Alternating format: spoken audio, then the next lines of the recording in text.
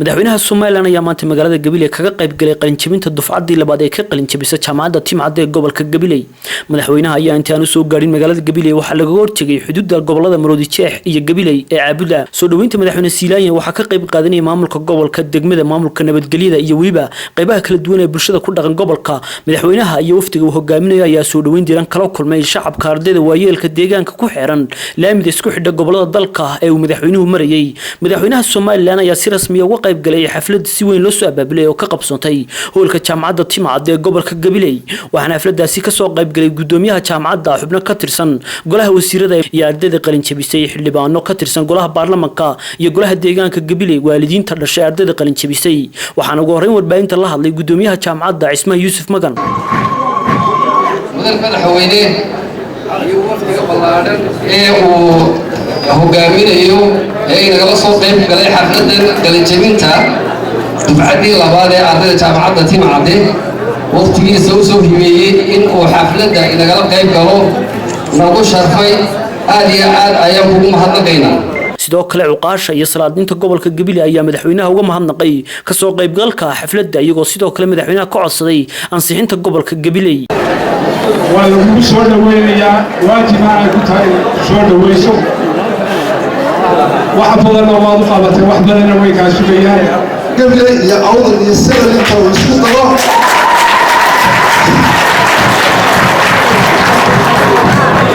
uu sheego in dhibaato iyo baraayo iyo baahi xukuumadda loo qabo oo ay halkaa baraayo jirto. waxaan madaxweyne maanta aniga iyo shacbiga gobolka hortaada ka cadaynayna inaan maan isu tabasho ahayn, baraayana aanaan qabin adiga iyo xukuumaddaada loo samee annagoo ku baryayna oo karaamo iyo sharaf iyo qadarin iyo xushmad madaxweyne kugu qadarinayna gobolka Gabiley inaad noo ansixiso gobolnimadiisa.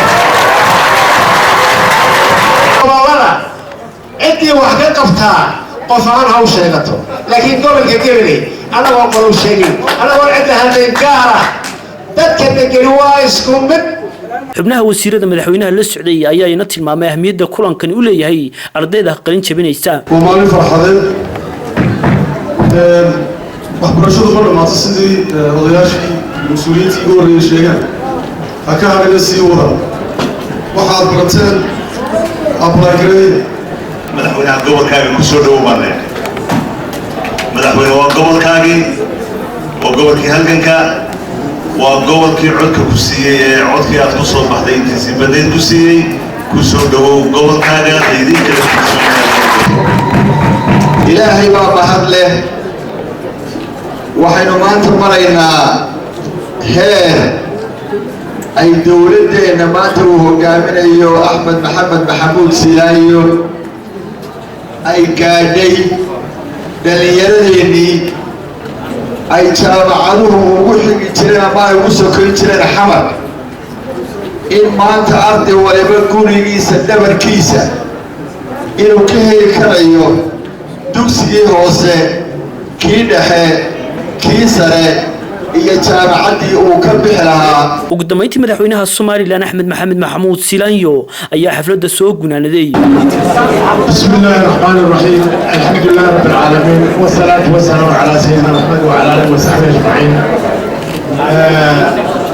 waxaan weynay ii tahay maanta iyo sharaf iyo qiimo inaan xafladan ka soo qayb galo qiimaha weyn leh jaamacadda ay ardayda halkan ka qalin jabinayso.